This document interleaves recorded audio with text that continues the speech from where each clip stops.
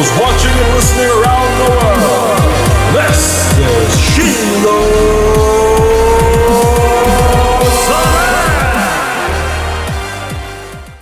New podcast. They'd like to introduce themselves. I think they want to be part of your podcast. Here we go. And that's what, yeah, now we're officially recording. And now that's what somebody else said, that I should be like holding them up as I do this.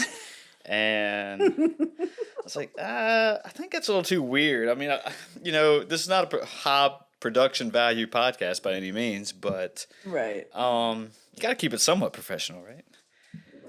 I don't know. I think people love dogs and they're just fascinated by animals. And I don't know. My dog is just chilling. She's right there. She's waiting for her walk. She's like, when are we going out, Mom? Is that the normal routine on a Tuesday night? You go out walking? Oh, yeah. As often as possible. It's so beautiful where I live. And I just love going out, and she loves playing, and it's just a good life. Yeah. I love being outside. I love moving. I don't think we're meant to be sitting in these chairs. I agree 100%. I think that's what the human body was designed for, was to actually get up and move and not sit around all day and Netflix and binge watch it for 8 hours a day. But especially if you have those primal instincts, I guess, which I like to bring up sometimes because, we go back into hunter-gatherer series, I guess you could say, and it's just like people were made to move. Just how we were built, it seems like. Totally. Yeah. I mean, the research backs that up too. And I was reading this book called Spark. You ever heard of that book, Spark, by Dr. John Ratey, Ratey? Mm-mm. Especially since we were just talking about your degrees on the wall and you're into sports and, sports medicine. Is that right? Did I remember that correctly? Management. I did management. I didn't do the medicine side. I don't think my brain could have handled that part, but. But so the book, he's a researcher, like a psychologist, I think. And he did this research on exercise. So he's famous for the study he did on kids. So he had a group of kids who had studied before the school day, before their test, and a group of kids that worked out before their test. And the group of kids that worked out scored substantially higher than the kids that studied. I mean, his research is so exciting around exercise for depression, exercise for Alzheimer's, exercise for anxiety, exercise for ADHD. I mean, it's so cool. I love that book. And he dumbs down the neuroscience so someone like me can understand it, to figure out why. But he tuned me into this thing called capillary density. What is that? And it's like microcirculation. I haven't heard a lot about it in the medical field, but basically when you sit down all day, your capillaries don't get robust. They don't grow robustly. And then it reduces your microcirculation, which means oxygen and nutrients in the cell and toxins out. So we need to actually move. I mean, it's basically just what I learned from John Ratey, reinforcing what you just said, that we just weren't meant to sit down all day like this. Yeah. And, and when you see American culture, it seems that, it's not fully American culture. Maybe I shouldn't have said that. But although it is. I lived in Europe for 10 years. I can attest. It's definitely more American. Maybe we should go back down the road here and actually get your background, because I know that you're an entrepreneur, you're a health coach, you've lived abroad. I did my DD on you. You were a Ford's model. Yeah. So, it seems like you've had a big life so far. Yeah, I mean, got a lot of life left to live, but yeah. So I don't know, which part of my story should I tell? I don't want to bore people. Basically, I'm like a total geek about health. I just can't learn enough, and I've been nonstop geeking out for 27 years on it. And I think it stemmed from just growing up and being sick. They thought I had leukemia, and I didn't. Luckily. So I had intravenous antibiotics for about a year, and then I just was laid up in wheelchairs and stuff, some complications. Anyway, so I got really present, age 7 to 10. Life is not that much fun when you're not healthy. And I've married into a really wealthy family when I was in my early 20s, and that marriage didn't last for very long. But one of the things I thought was so interesting was that my mother-in-law had achieved everything aristocrat level, everything imaginable, and she couldn't enjoy it. She didn't have her health. My mom died at 59 and a half from obesity, one of her causes of disease, it's just there's all these things that happen to me throughout my life that reinforce like if you don't have your health, you don't have anything. And a lot of times like we don't even like realize it. I realized it young, so I've just been interested. And I had all these like acute health problems that I had to figure out that Western medicine couldn't really help me with. And so I figured by now I figured out some things, some nuggets of wisdom that for me and like the students that I work with over 1,000 students, mentoring them, like coaches, trainer, builder of coach training programs. Like I figured it out, some things that work. There's still so much more to figure out. And every year is different. Like what I think is healthy today is totally different than what I thought 10 or even 20 years ago. That's true. But some things I'm certain about. Yeah, did you hear them laughing? I just heard that. The girls are laughing. I've got kids in the house. At least they're laughing and not crying or yelling. Well, yeah, that's good. So, okay, so I got a couple questions on that. So, at an early age, they thought, or when I say they, doctors thought, I guess, you were diagnosed wanted to give you leukemia, diagnosed with leukemia?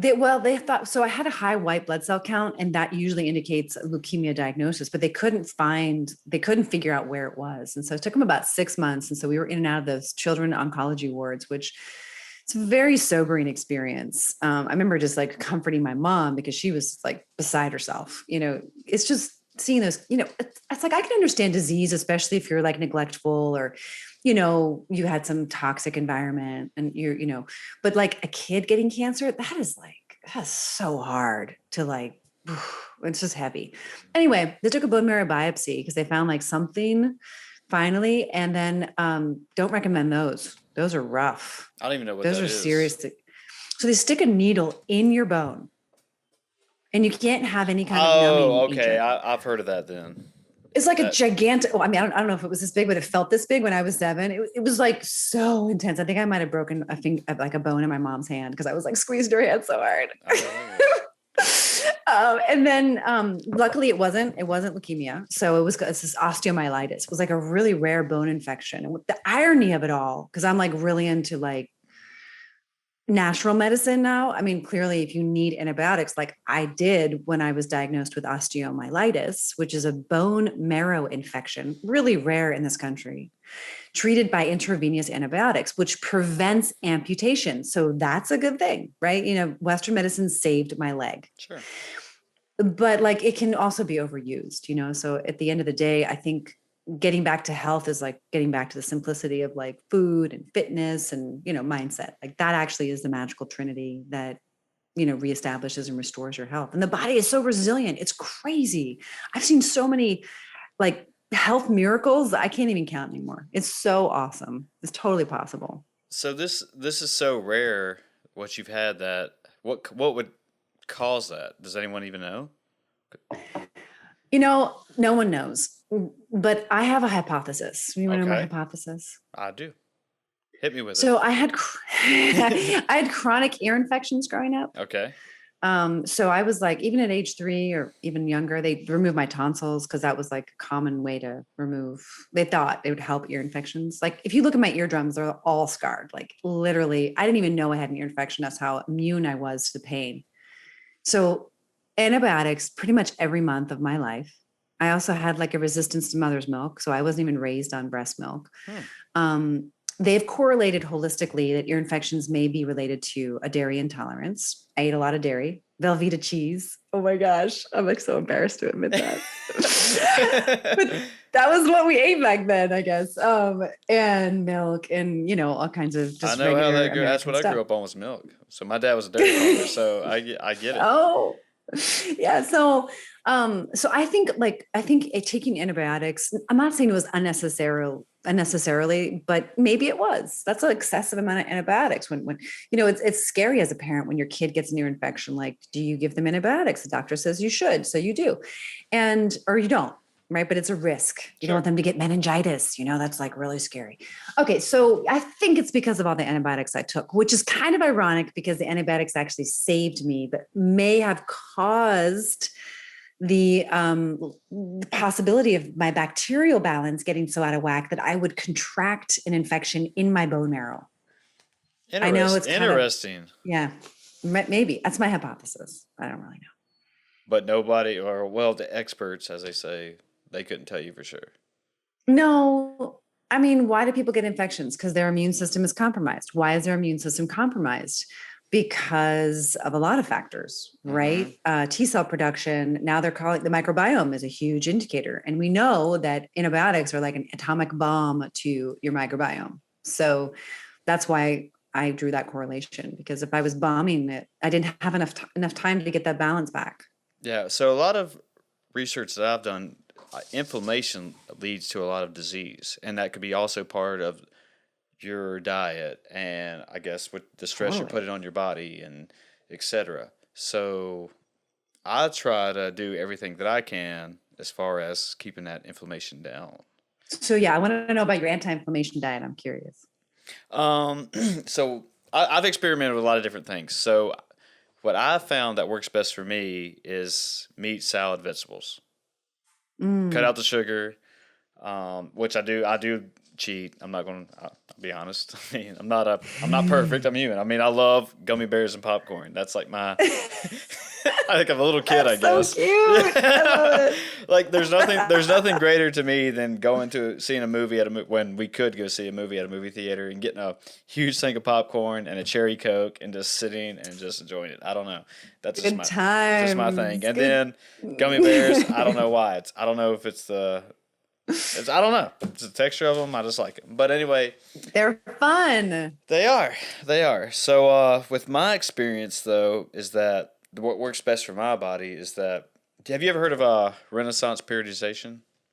No. Tell me about it. I'm curious. So they're a company that basically their core values is just doing meal plans for, it could be certain athletes, it could be fitness competitors or fitness figures.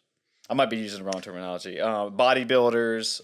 Bodybuilders, yeah. Okay, bodybuilders, but I guess the other one is like for women who just do swimsuit competitions, but okay, I don't know. They photograph well. Yeah, People so love it's looking at basically beautiful either bodies. you're trying to gain muscle, lose fat, maintain, or just increase your sports performance. Is what I got out of it. Nice. So okay, cool. So I did one of their fat loss diets, and this was 2017, and this is the most strict I've ever been. And I have more diets I've done also, so we can get into that later. But since we're focused on this one right now, so when I'm talking about increasing or decreasing inflammation, it was because of that diet right there. I got to my lowest weight that I have since college, about 155, and my performance increased at the same time, in which it was they gave you a template of, okay, you'll eat 4 grams or 6 grams of protein here. You'll eat whatever, 6 to 8 grams here, then some fats here.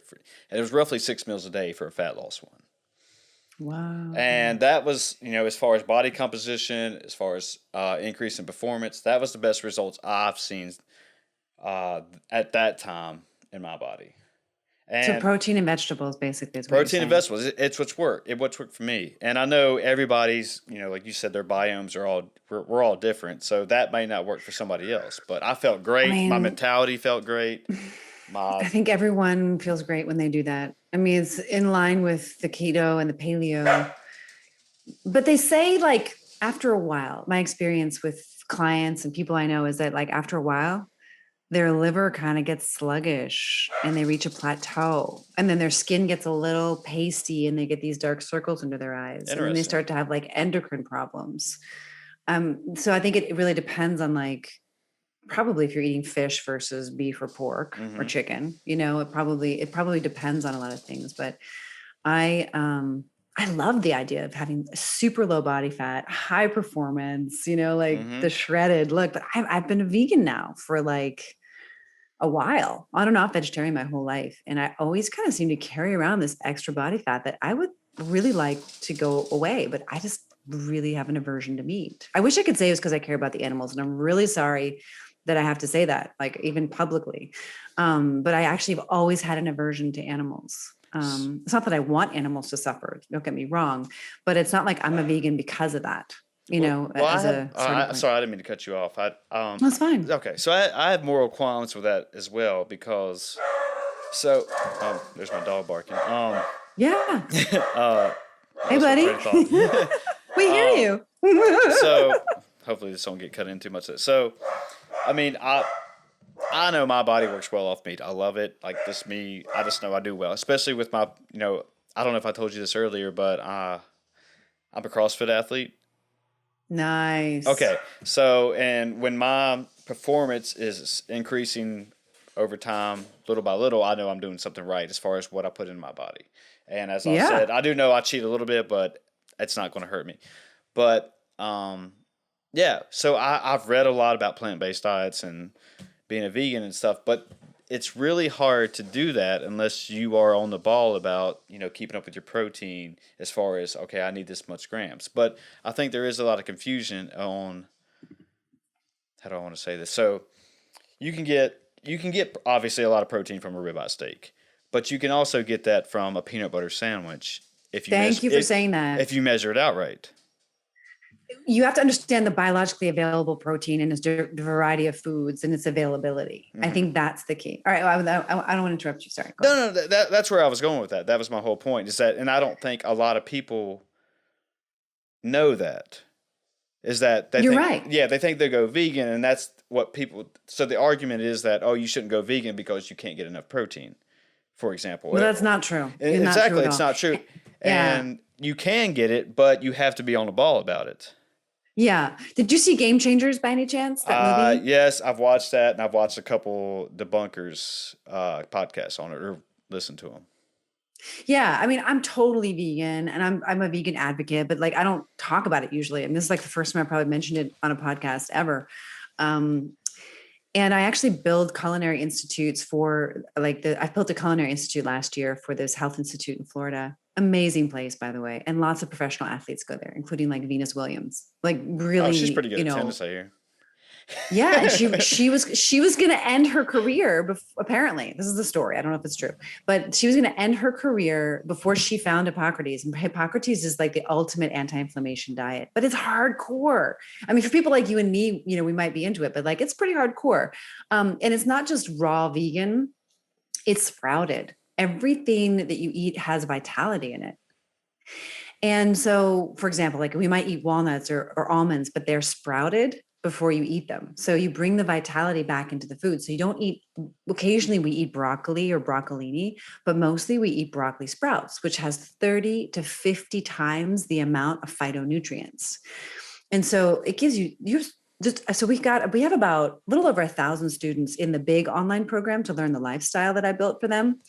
And the culinary, we just launched it. So there's about 100 students in that, but everybody who graduates and does it says they have so much energy. They can't believe it. And their performance increases. Now for athleticism though, you have to include sprouted grains, which is so interesting in order to maintain the muscle mass, and of course some protein powders and stuff. But you're right. You have to really architect it because you can be super unhealthy as a plant-based eater and you can gain a ton of fat, and your performance could decrease substantially. So you really got to know what you're doing. Interesting. So, going on your thoughts, there's broccoli sprouts are pretty easy to grow. Right. I have some growing, not broccoli, but I have fenugreek growing, and the microgreens, sprouts on your countertop. I do it all day long. Do you know who Dr. Rhonda Patrick is? No, should I? Well, she's a good follow. She has her own podcast. Now, when Okay, I'm gonna make a note. I say that name now, and the whole name of the podcast. Just type in Dr. Rhonda Patrick, and you'll find it. But Okay. she did a whole series on actually growing sprouts, and how easy it is as far as just using mason jars, and then actually went into talking about how they'll actually help with your anxiety, brain disorders, heart disease, your aging. Yeah, the whole body restores itself. Exactly, and Cancer, diabetes. Exactly, and she even threw that in there. Unreal. And so she went in actually some comparisons on if you buy it over the counter at. I feel weird maybe saying over the counter because it's not medicine. Well, I guess it could be medicine. It is medicine. No, But it's food definitely is medicine, my friend. So there we go. It is so I agree with medicine. that. Yeah, when I said that out loud, I was okay. But anyway, that's what Hippocrates said. Yeah, so I never said that out loud. Medicine. I've never said that out loud, and that's part of the why I do this. Like, oh yeah, that does make sense when you say it out loud. So anyway, but she went into this if you buy it over the shelf, that how it might be more acceptable to E. coli and stuff just because maybe they don't know how long it's been on the shelf. But if you grow it, that's why you want to Yeah, and if you grow it, and it's so much easier to do and more inexpensive. Oh my gosh, so much cheaper. I grow mung bean sprouts. I Okay. grow lentil sprouts. I grow broccoli. I grow radish. I grow fenugreek. Those you can all, I actually like the terracotta sprouters, or like I have 3 levels, but you can get like an easy sprouter. Those are plastic. I'm sure it's safe plastic, but they're awesome. And you can travel with those. I actually put, like, when I go on trips or camping trips, even, I can take my sprouts with me. And then the jars. You don't even need a mason jar. You can just use like an olive jar or like one of your tomato sauce jars. It doesn't Okay. have to be fancy. Okay. Really, and it's so cheap and so easy. You just like soak, rinse, turn it upside down. It's like so cheap and easy. You can actually decrease your food costs and increase your health, like, exponentially. So, and that's exactly what she said, that it was just Mm. just it'd be that simple. And you can I think she said she even cited that there was an Amazon kit that you could buy, but it was just not even worth the money. That you just get a couple seeds, Yeah. and you could, if you get a couple good jars. I'm just referencing what she did. Yeah, it's just Well, rinse yeah, it, no, pour and it. I could, 4 to 5 days, you got or even broccoli 2 sprouts. days. Maybe 2 days Yeah, then. I Yeah. mean, well, no, broccoli is 4 to 5, but like Okay. lentil, mung, fenugreek, they're even less. You can sprout chia seeds and flax seeds. Like, I mean, it's so amazing, all the stuff you can sprout. Um, you can get those kits. There's some actually really pretty ones out there too, for those like people who like a little design, on their Oh countertop. They yeah. have some Nah, pretty that's ones, me. but yeah, sweet. Yeah, No, so there's, I mean, that's not. I don't You care. were kidding. It's just yeah. It's just like, just give me that. Like, I'm not a foodie. I'm not a decor guy. I'm like, oh, it's cool. Just, what does it do I'm for a me? total I'll eat. foodie. Oh, good for you. So you're really functional like that. No, I'm really into like flavor and fun. And I was on MasterChef. Like, I'm so passionate about people not needing to sacrifice flavor for health. And people have this idea that like healthy food tastes bad. And I'm like, no, it doesn't. And it doesn't have to. And you just got to learn those hacks, on how to bring flavor to your food, because I love food. I just love it. And I love food that loves me back. Yeah, treat you, So because you the just feel great the way it just treats your body. Yeah, that's one thing I've Oh my learned. God. Game changer. I mean, not to use the title of the film, but it But is a I'm done. game changer, life changing. No. So, all right. So I had a couple thoughts on all that. So we're going back. Might go back a little bit. But so you're on MasterChef. Yep. Okay, and so with the plant-based diet, is that how you ridiculed your art there, your culinary art? Okay. So I spent 10 years living in Europe. And I came back to the States, and I had like missed a lot of pop culture. So I didn't really understand like what emojis were, or the acronyms. Like, I thought LOL was lots of love, and they're like, no. And I'm like, what does WTF mean? I was really like in the dark. It was kind of right when cell phones. So it was, it's so funny. Like, there was a life before cell phones, which is hard for my daughter to believe. I remember Like, parts she of can't it. even imagine. She's like, what is that world like? And I'm like, yeah, well, it's different. Anyway, so like I was hanging out with some girlfriends on the beach in La Jolla, and they're like, hey, you should audition for this show, because they knew about my passion. And I was really trying to bring actually a vegan raw chocolate brand to the market, coming from Switzerland. Like, I just discovered this raw chocolate, and I was like, this is the most amazing thing in the world, and all these things it can do for you. Anyway, so I showed up. It was like a dare. It was like a dare from these girls. And I'm like, what's MasterChef? I had Oh no idea. man. And 60,000 people auditioned that season. And they kept calling me back. And I was like, I was certain it wasn't going to work. I was like, these are like little, like look like turds, like my raw chocolate turds. And they were like, oh, this is interesting. So I kept getting called back. And then one thing led to another. And I auditioned with the 100 people, the final 100 from the 60,000. And then I made it onto the cast, to my surprise. But, I love food. And so I just happened to be a really good chef. And then I got on the cast. And then, I just literally one day, though, I like fell to my knees, because 1 week led to like 6 weeks. And my daughter was 4 at the time, and I couldn't call her. And I was just really struggling in myself as a mom. So I literally prayed. I was like, get me out of here, because you can't just leave. Like, you're bound by like contracts and stuff. Interesting. And yeah, so I fell to my knees. I 'cause never was, see like, that sobbing. backside of those shows like that. That No, no. I So mean, it was a great experience, it but was, but it was. So it's weird, like how the human psyche would just all of a sudden you wanted that human interaction with your own daughter. Is that what it oh was? yeah. Oh my, yeah, because she like the caregivers, I was her main caregiver and her caregivers weren't, in tuned to her needs. And I was just desperate. I called her for the first time in like 5 weeks or 4 weeks. And I just couldn't stop crying and I could hear her desperation and I was just like freaking out. So I prayed to God and that next time we were on set, I got cut and I was just like, I didn't win it, but I'm glad I did it because you know how like we don't try things that we think we're going to fail at. And it kind of took me by surprise, but it was something that I tried. Like if we could continue to try things that we don't believe we're going to fail at and try and then fail and then try and succeed again, like that's what makes us, that's what makes our character, I agree. It's definitely character building, and this is one of the reasons why exactly what you just said. Why I started a podcast because the whole pandemic. I guess technically we might be still be in it. I'm not sure on that, but part of me was just so when I talk to people now, they ask me, like, I reference a lot, well, this was before the pandemic. So, and I guess that's how my time frame works and how my brain works. But Yeah. like during it, like when I was working from home and also had a lot more time on myself at that time, I was like, I guess I did some soul searching. I was like, what am I doing? Like, I need to start taking some leaps of faith and do something, And Yes.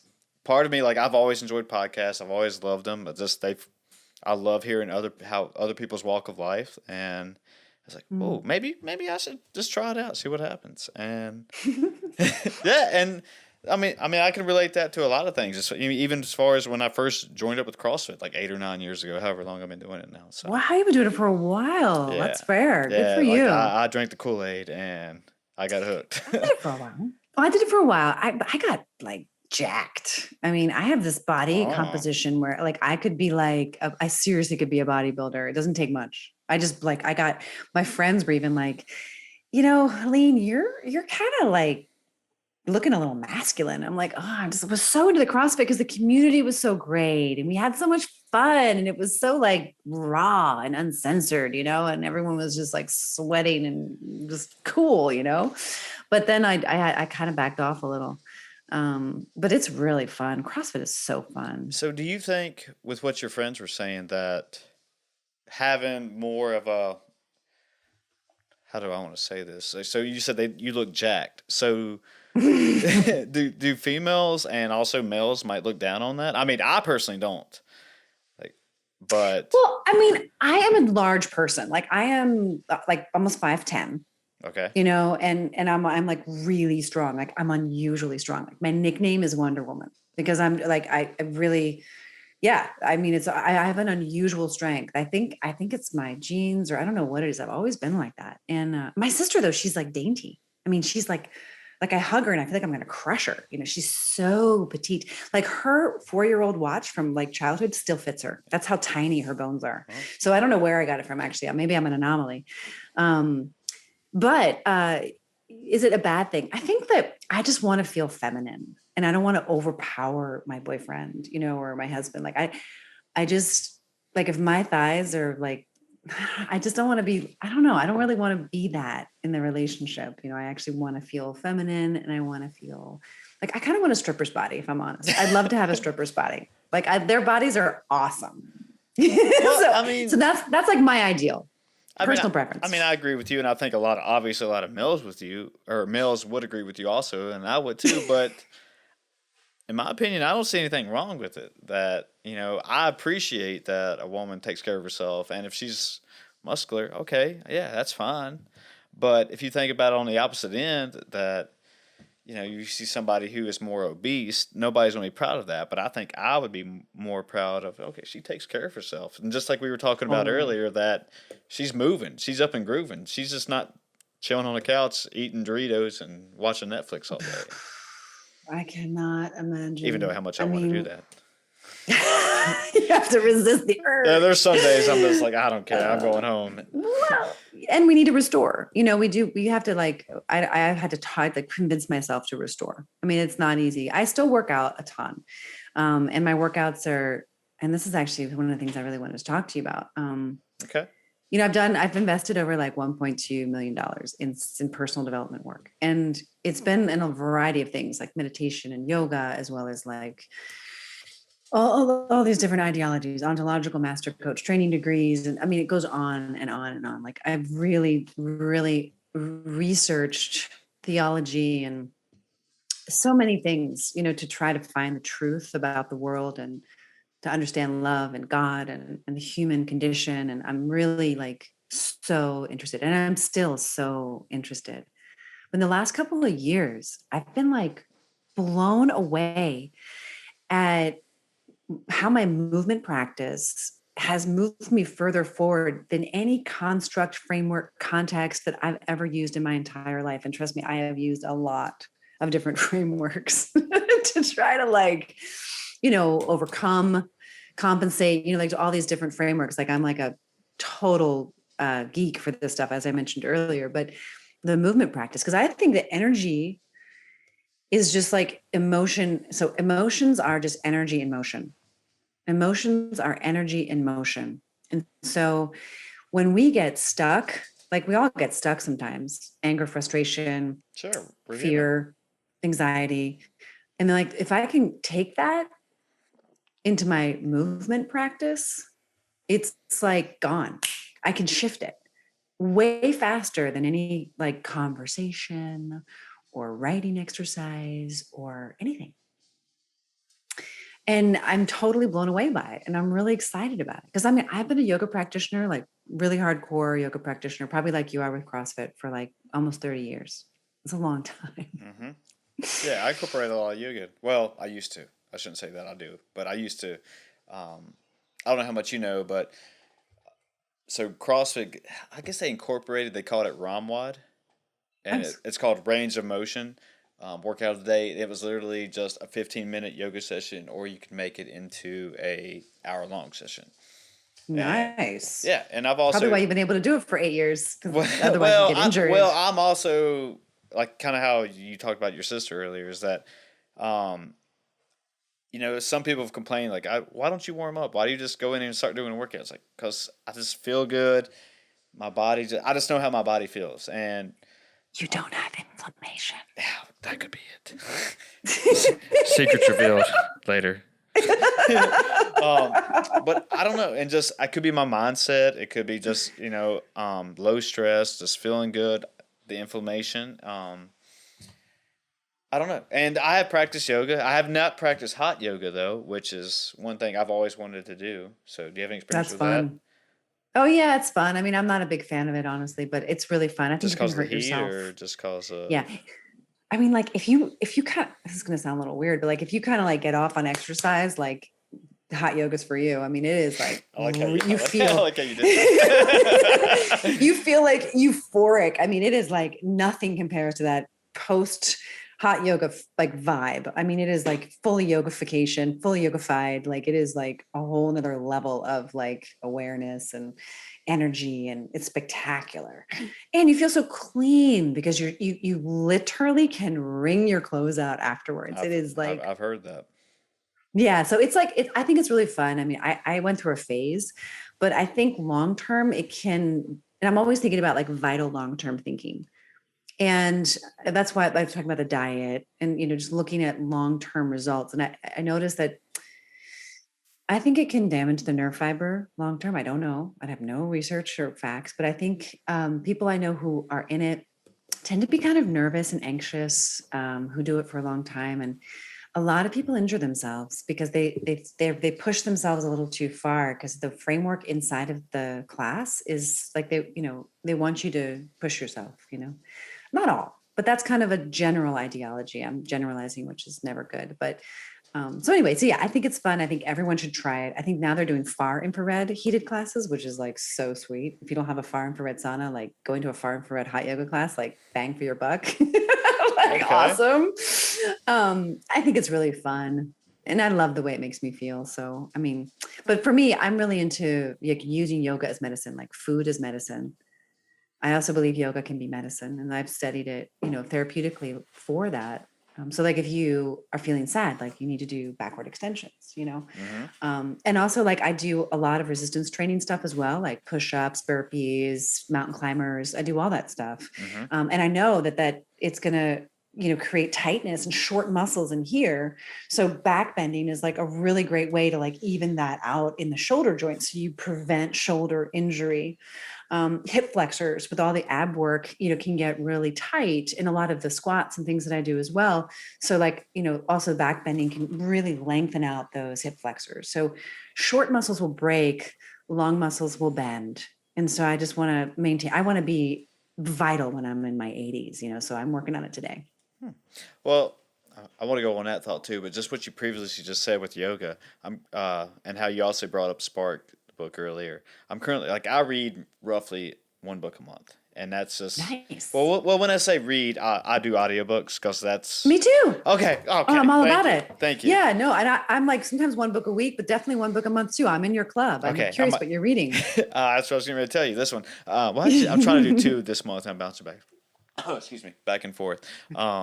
Also have another question on that. Okay, my brain's going too crazy right now. But anyway, right now it's called James Nestor's and Nestor, and it's the book is called Breath, and the author is James I know Nestor. this book. Have you read it? How are you doing it? Are you not yet? But are you doing the taping? No, cause that. Not yet. Okay, I never considered myself a mouth breather, and I know some people will say that that's a demeaning term. You're a mouth breather, but but also but.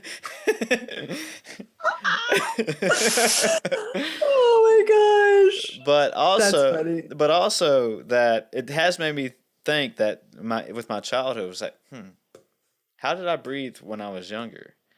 And because obviously, well, according to his research, what he did with Stanford is that you should be breathing through your nose at all times, even just Right. hanging out, That's the yoga. talking. Yeah, That's a yoga thing. yeah. So and when you said that, I was like, oh, right there, breath. So and now I am trying to consciously all the time during my workouts, which that's extremely tough, always breathing through my nose. With his research showing how much can improve your performance, just that alone, and plus also, I mean, aiding your body with filtering out bacteria and conditioning the air that goes into your body and etc. Totally right. So Humidifies, purifies. So cool. and one thing that was really really interesting that blew my mind, and I was actually during my workout tonight, I was my training partner. I was talking with him about it. Is that so? If you were taught to breathe at a young age through your mouth, or I guess you weren't really taught. It was just kind of like do whatever you want. But our actual facial bone structure will change, and I think they called it agning log. I'm probably gonna. I don't remember the term off the top of my head, but it's basically. But no, I saw all the skull things. Yeah. Yeah, so Like- basically your face would become longer because Yeah. you're breathing through your mouth as opposed to your nasals. What do you think? I don't know. You look fine to me. I watched a video that he did, and I saw the skulls, and it was really interesting. It was fascinating how it can solve all these problems. I've seen him interviewed. He's really cool, and I love his book, and it aligns with the yogic philosophy that I've been following, all these years, all these decades. But it's awesome that you're doing that. So cool. Well, I'm trying. Okay. So tonight my workout was we had to do 200-meter sprints 8 times. And I was trying so hard just to breathe through my nose, but it was like my body was like, please give me some more air. But I'm trying. So I feel like the more I just keep trying, it's just, the more you do it, hopefully the better it gets. Just like anything else, I guess. Well, one thing I love is that the breath is never old. There's never a stale breath. The breath is always new. And for me, the breath has been I like the that. most valuable tool that I have to shift my nervous system. Like when I'm feeling upset, like the breath will solve everything because it literally shifts your nervous system from, sympathetic, parasympathetic. It shifts it back into alignment. Like before you eat, if you want to absorb your nutrients more, take 10 deep breaths, which feels like forever, mind you. But it's also like here we've got our head and our heart, and it's like it's so beautiful that nature designed it that this would be the vehicle, the bridge between the two. So I don't know about you, but I'm in my head a lot, and my head is like it'll lie to me. It's really smart. And it wants to kind of like control everything, which is like not cool. So like if I'm in my heart, I'm like, loving life and I'm in joy. I'm all blissed out and, delighted with everything. And so the less I can be here and the more I can be here, the better everything works for everyone. And this, the breath moving through here, you know what I mean? It helps me to like take this to this. Actually, see if I can show you. I have a painting. Yeah, that's my painting reminder. You I painted have that? painting. Well, I asked my friend to paint it. So yeah, This will be on YouTube, folks, painted for anyone who's listening. So. Oh, right on. Yeah, there's a picture of a woman and she's basically has her head bowed to her heart and there's like this lotus flower opening up in her heart. And then below the lotus is like an ocean of oneness that's connecting everything. And it's really, so it's just like my reminder because like sometimes we just get so like in our heads. I mean, at least I do, but I don't know about you, but. Well, when you say in your head, are you talking about being really self-critical? Oh yeah, judgmental, critical, trying to solve things that I actually have no idea how to solve. Guilty Like, as you got charged. the more I give it up, the better I am. Because what do I think I know with my tiny little brain? I mean, I'm super smart. I can figure a lot of stuff out, but I mean, it's always like better when I just come from my heart. Relationships, conversations, parenting, everything pretty much. Yeah. My intuition. So do you my know wisdom. what imposter syndrome is? Yeah, totally. Okay, good. And that's what one of my other buddies we've talked about before being on here. Just when you actually go to try to, and that's what I deal with. I feel like a lot is that how am I going to prove myself? Everyone's going to think I'm a fault. How can I get then? But it also makes me, I guess, strive better to actually do better. I hope that makes sense. Well, Yeah. that's an interesting, that it makes perfect sense. It's actually what most of us do. But my question to you is that really true that you're an imposter? I don't know. My head says that, but I think so your head's lying to you, my friend. well, and for example, and that's what gets me is that before, and I'll relate this towards CrossFit. Well, I mean, I can relate it towards anything in life, but right now I'll use CrossFit, but because that's mostly my life. But anyway, before a heavy lift or competition or anything, what am I doing here? Why is this? Why am I doing it? But afterwards, yeah, I've done small competitions, nothing crazy, nothing wild, nothing nationally acclaimed by any means, but I've done okay. My performance came out okay, and then I can accredit that towards nutrition, mindset, just how I treat myself on the weekends when I would get that big jug of popcorn or something. And And who you were born to be, maybe as well. could be my destiny. I don't know. Well, destiny might be a strong word, but Well, yeah. But who would you be without that thought? If you didn't have that thought, like, what am I doing here? Like, what would it change for you? And I'm genuinely curious. I don't know. I don't either. I've never been asked that before. So when you ask me that right now, now my mind's just going crazy. But I don't know. I'm lost for words right now, I think. So like imagine you're there, like before the competition, and Mhm. you don't have that thought. Like what would be available for you or I, to you? I feel like I would know, what I can and can't do. I know my limits, obviously. But also, when people get too egotistical, I think about like, oh, seems like it's always been, and this might be kind of going, not answering your question, but when people come up to me and they automatically just tell me how good they are or what they do, and they're a one upper, I guess is what I'm trying to say. And I haven't So said one it's word. I humility, told you my name. That's right? But it's your humility, because you don't want to be that. Yeah, exactly. It's like, But at yeah, this, man. but at the same time, I can't imagine that thought would be making a positive contribution. A lot of us use, myself included, I'm trying to do better. I'm practicing doing better, but a lot of us use like self-deprecation and like judgments and like the imposter syndrome or aspects of the imposter syndrome to move ourselves forward. That's like the friction that we use. Like, oh, I'm not good enough, so I need to be better. Mm-hmm. But like, I think that there's a more powerful place to come from. I think there's a place that we can move ourselves forward without making ourselves wrong or bad or less than. And that's just I'm actually in a personal inquiry around this because a lot of people feel like, well, if I don't, how am I going to improve myself, especially in the sports arena? How do I improve myself if I think that I'm already great? Sure. And then there's that humility thing. Yeah. So I would assert, and I could be wrong, I would assert that without that thought that you would have like even more power with that, and I like still be that. able to I like maintain your that. humility. Have you ever heard the quote that I forgot who said it now that I asked that, but it was like, if you have to tell everybody you're great, you're probably not. I know. That could be like a Mike. I don't know if it's Michael Jordan or I think it was a sports figure, but I can't remember off the top of my head right now. Yeah, no, it's so true. It's so true. Ugh, it's such a tricky thing. So tricky. I remember I've spent years dumbing myself down because it's just hard to deal with people's jealousy and people wanting to bring you down and stuff. And it's difficult to find that right balance, of like just showing up in your power without being cocky. I don't think people think I'm cocky, but it's a little bit tricky, but dumbing myself down just didn't feel right either. And then I was overdoing because I had this imposter syndrome. And now I think finally at my age, I'm starting to like just own it, own all the good, all the bad. And like, I think automatically authenticity shows up when you can come to some terms with yourself.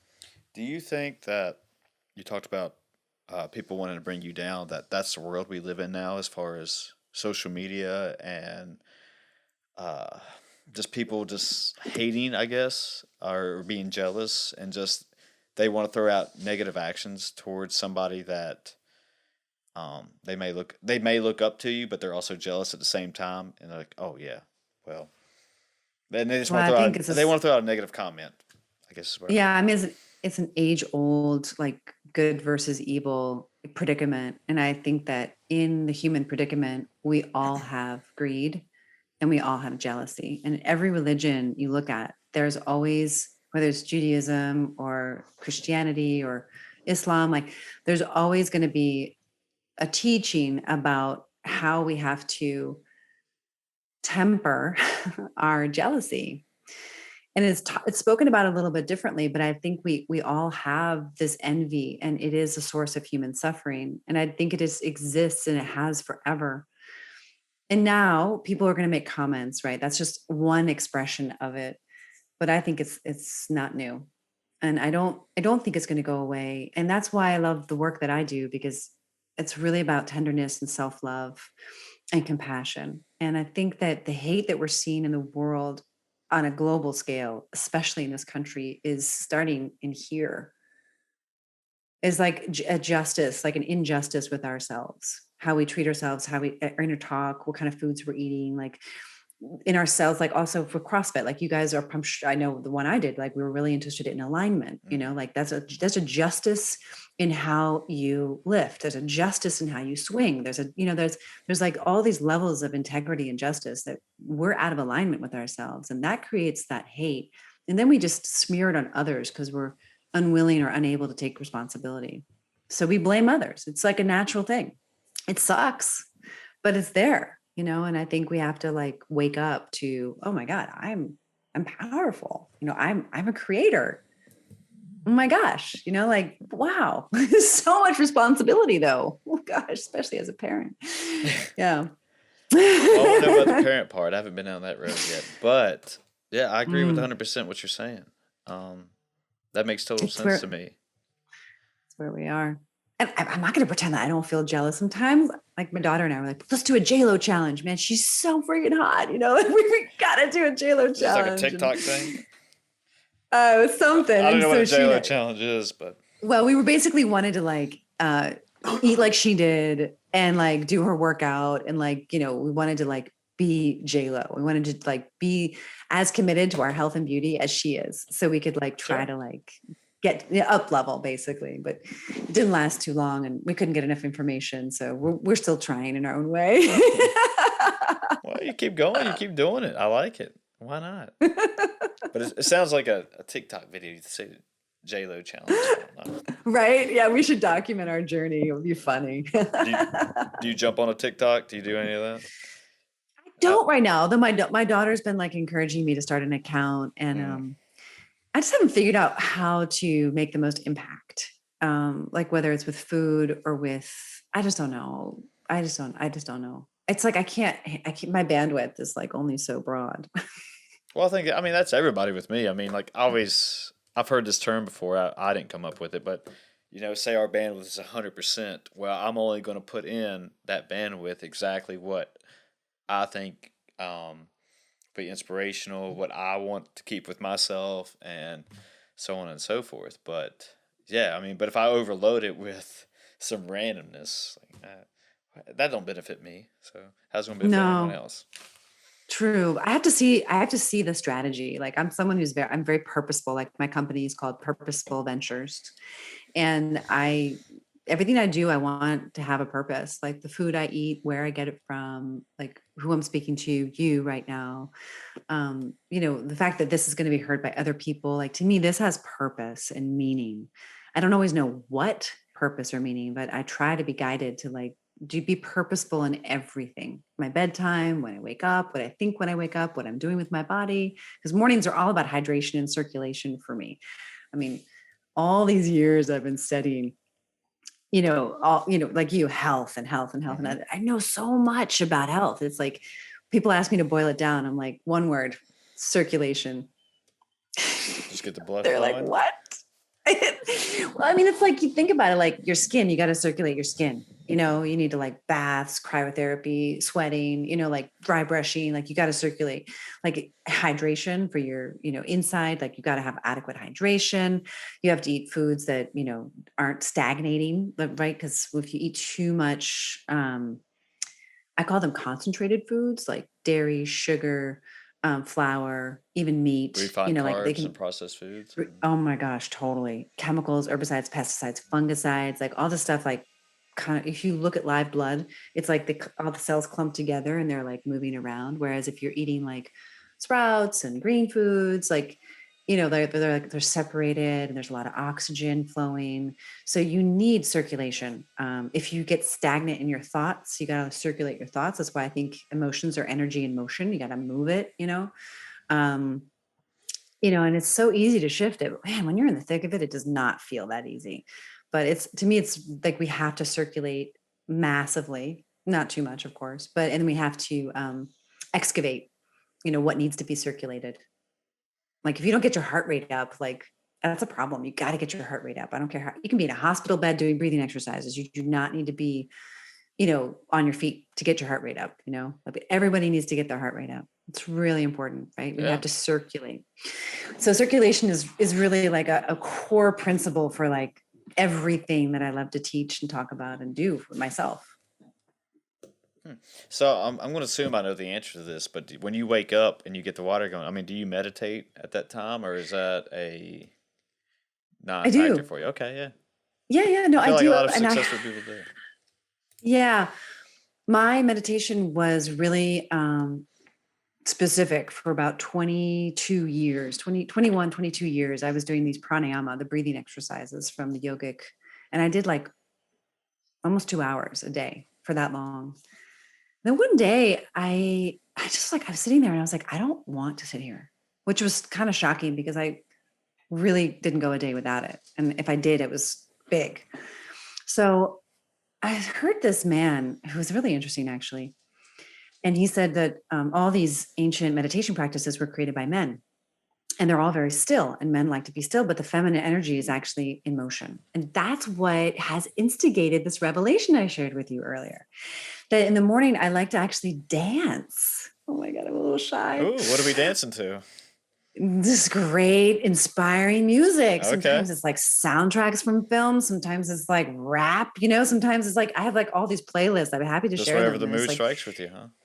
yeah, like sometimes I wake up with a song in my mind, but like I really like you ever heard of neocortex inhibition? No. It's like basically dancing like no one's watching and Okay. just letting the music move you. And it's Yeah. like I feel like it's a moving meditation now, which is different. Doesn't mean I don't still practice pranayama because I do. But it's like my mornings look a little different. It's like my prayers, I pray and I dance, and it's like it's really fun.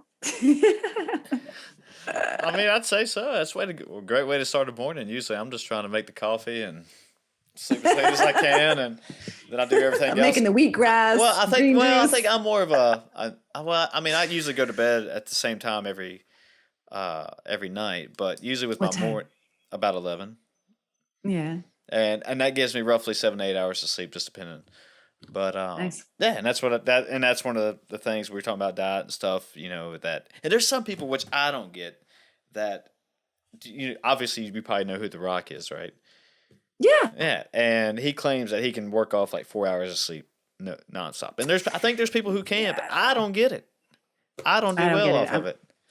I think if you don't have proper oxygen, hydration, and sleep, you can't function optimally. Your body can't restore your nervous system. I know. I know people like that too, but I don't know how they do it. I need my sleep. And I Yeah. get kind of grumpy if I'm sleepy, I'll be honest. I'm a little shy to mention that. But people who know me really well are like, you need to sleep. I wouldn't say I'm grumpy. I'm just. I am. I get I think the more with me is just I feel slow and sluggish, and like I have a brain fog, and it's just like, man, it's just like I don't want to do anything. It's almost like a hangover without. It's not a hangover. I guess you could say. I totally. Yeah, exactly. That's what I was just gonna say. You're reading my mind. Like if people want to feel foggy, drink wine and beer. Like that makes you feel foggy. Mm-hmm.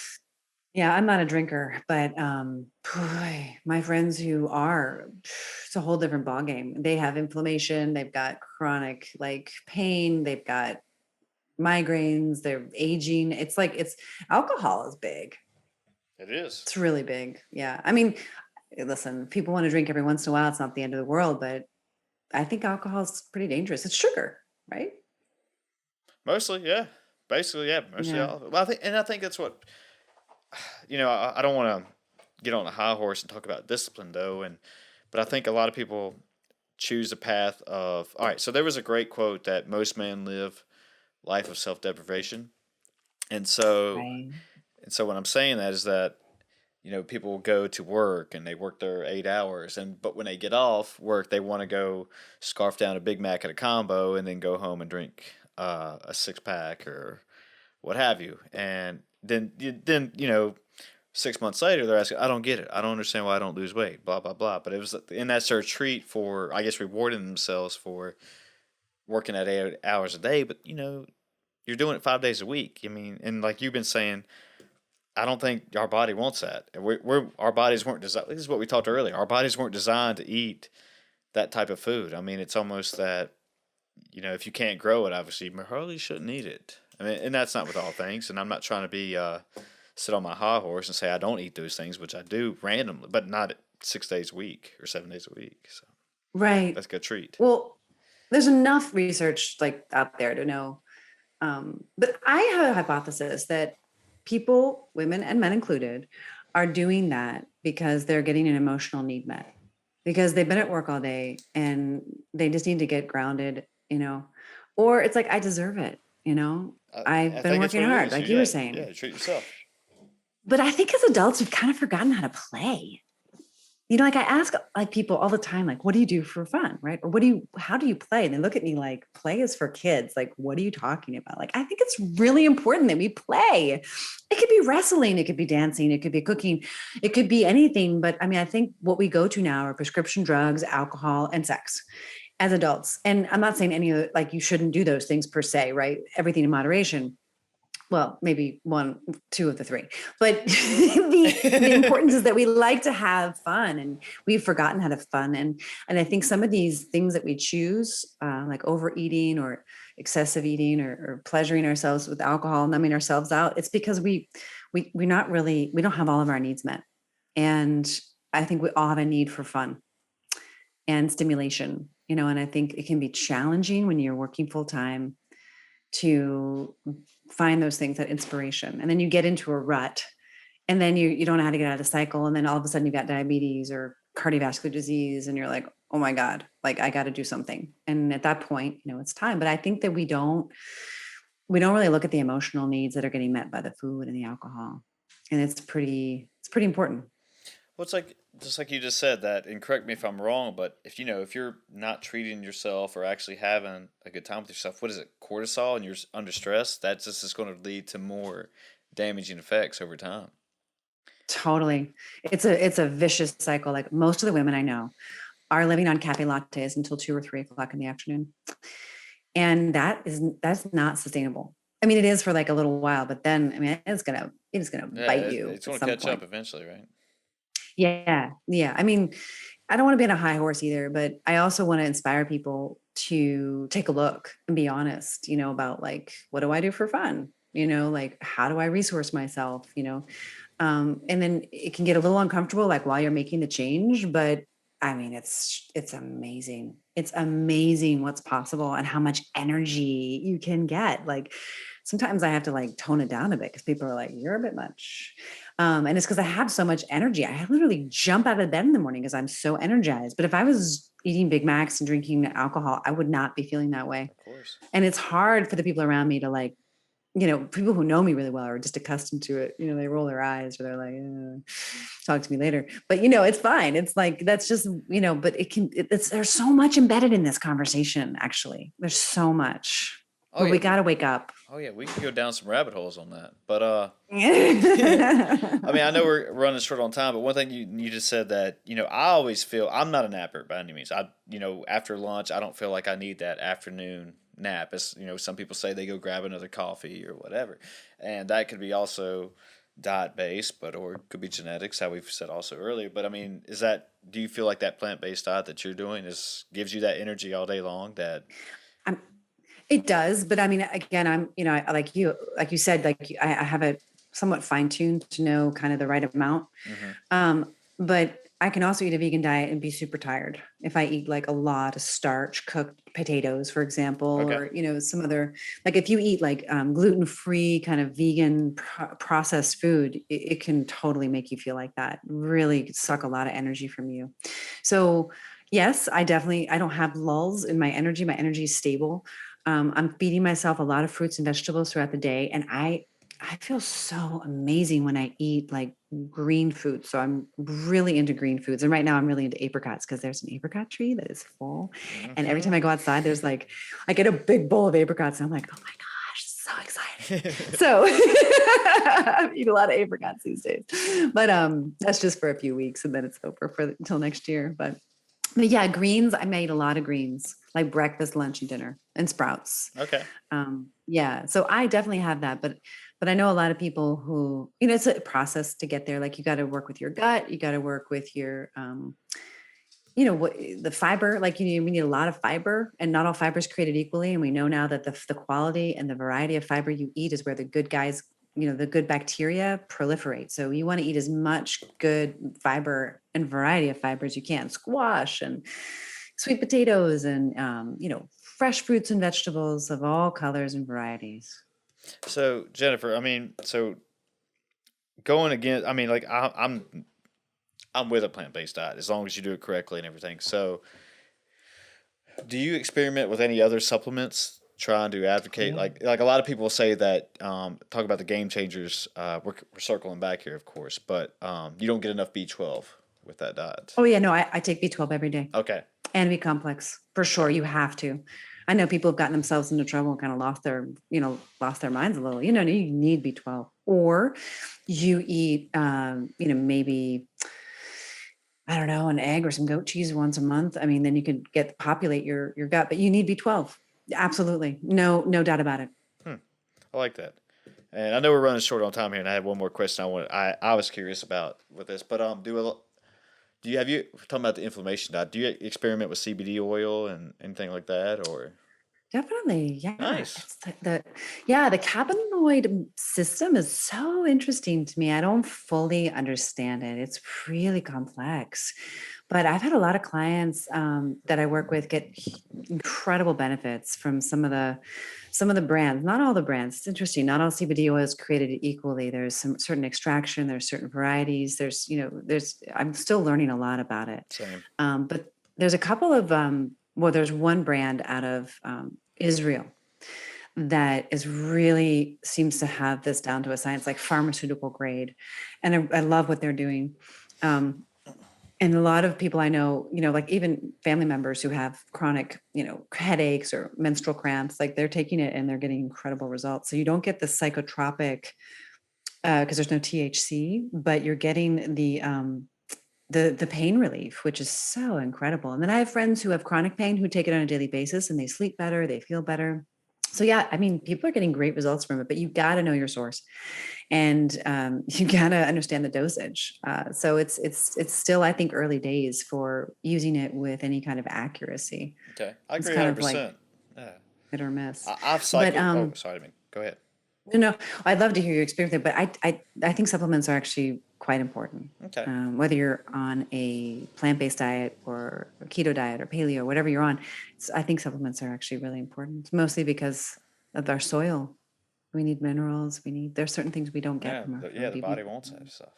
But no, I was just yeah. going to say that I just knew the times I've taken about CBD is I know it decreases inflammation, and some people or experts say it does sleep better. You have better sleep, and with my experience with it, I've took the gummies and I've actually took the oil, and I would put it in my coffee and each morning, and Nice. inflammation could be, I guess. But the first couple weeks I was taking it, I noticed that I was kind of dozing off earlier than my normal. I was like, oh man, I need to go to sleep.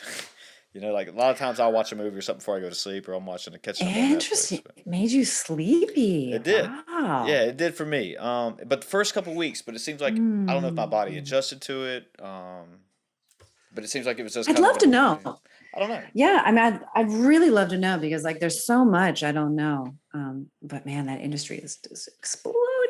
It It's is. really cool. It is. Yeah, I mean, it's about time. I mean, hemp should come. Prohibition is when they kind of suppressed it, and now it's coming back, and it's about time. I mean, hemp is a great plant to be used for fabric, cars, building. I mean, it's You can do a there's no lot of reason things with why. that, and it's biodegradable also, right? So Yeah, I mean, it grows like a weed yeah, so everywhere, anywhere. so It's like it great. doesn't make sense sometimes why we don't put more. I guess when I say we, not me, but I guess the experts put more thought into that. There you go. I think it's all about, The where it's greenbacks. flowing. Yeah. And I'm not saying it's a bad thing. It's just the reality, and I think they decided to choose alcohol over marijuana back in the day. And, there were a lot of reasons that I read that were attached to that, but Was it racism? it's just really, yeah, Yeah, that's what I read. yeah, Yeah. And that's what I read too. I gotta be so careful, man. I'm a white woman. It's like, I can't get it right. I really try. Well, I think we're all trying, but I think that's exactly just your point right there was that I was listening to a podcast with Seth Rogen, which he was an actor. Nice. Yeah, and he was advocating for weed, and he actually talked about how I guess lawmakers, and I forgot it was not their drug of choice because they wanted to drink alcohol, so they automatically. I guess now I'm trying to be careful too. They just automatically coined it to no, that's a African American's drug. That's not ours. That's what I read. Yeah. And so it's about time that it makes a comeback because there's so many benefits for health, for happiness, for anxiety. So I'm excited about the potential of it. I mean, I live in California, so we're pretty forward thinking over here. I'm not from California, but when I got here, I was like, whoa, it was really, really different for me back, compared to when I grew up and its role in recreational use and now therapeutic use. It's pretty exciting. Where are you from? We didn't even talk about your podcast or your businesses or maybe we should get into that. I respect your time here. Oh, you're so Um, sweet. Yeah, so I grew up in Northern Virginia, outside of Washington, D.C. hey, well, I'm about 4 hours from DC, so maybe 3.5. Yeah, Yeah. so I'm a Virginia girl. That's where I grew up. I was born in Maryland, but I grew up in Virginia, and that's where I spent my first 18 years. And then I went to New York City as a Ford model, and then I married, very suddenly and moved to Europe. So I lived in Switzerland and Germany and France and Greece, and that was 10 years. And I built, fashion company. So it was really interesting. And then I learned to speak fluent French and German while I was over there. I got a bachelor's and a master's degree in nutrition.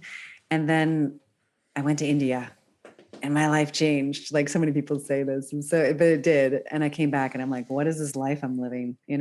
Who am I?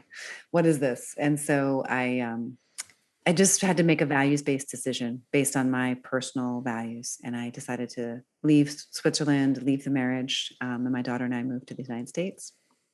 And that was about a little over 10 years, so almost 11 years ago. And ever since then, I've been following my passion and my purpose, which is around, helping people realize the benefits of a healthier lifestyle. And that, falls into 3 categories where I've developed expertise, food, fitness, and mindset. And I build online programs for accredited life, health, and executive coaching. And I train trainers and coaches. And it's really fun. It's really, really fun. And right now I'm working with moms to help them revitalize their lives, their health and businesses. So I've got this year-long program to work directly with me, not one of my, scaled programs that's, digital. And I'm really excited about this. I think moms need more help than ever. And so that's one program because they're so stressed out. So I help them relieve their stress by, learning how to integrate a healthy body, mind, and soul. So that's what I'm up to. That's great. That's awesome. I want to end this on a good note right there, and we'll take this one home. So, Jennifer, you are one badass woman. Wow. Thank you. This was a great conversation. So before we cut off here, so if anybody wants to get in contact with you, find you on the socials and all that good stuff, how would one do that? Yeah, Jennifer-Helene.com. Contact me. You can just send me an email. So that's the best way. Or, find me on Facebook and stuff too. But I mean, my website has my contact. So feel free to reach out, ask me questions. I welcome it all. Good questions, bad questions. There is no such thing. All questions. But that I'm really, my purpose is to share as much wisdom as I can and to make the biggest impact I can. That's what I've got to do. I can't heed any other call. I've tried to escape this, but I can't. That's beautiful. I mean, I love it. I mean, you're throwing out some good deeds to the world, and I think that's what good deeds and good information. This what this world needs, I think, right now. So, And you too. well, You too. I don't know about all that, but we're doing stuff. We're making moves. So, anyway, anything else before we cut off here? Well, I want to thank you for having the courage to start this podcast. And it's really awesome. Appreciate that. And yeah, I just get the sense you occur to me as really wholehearted and fun. I try. Yeah.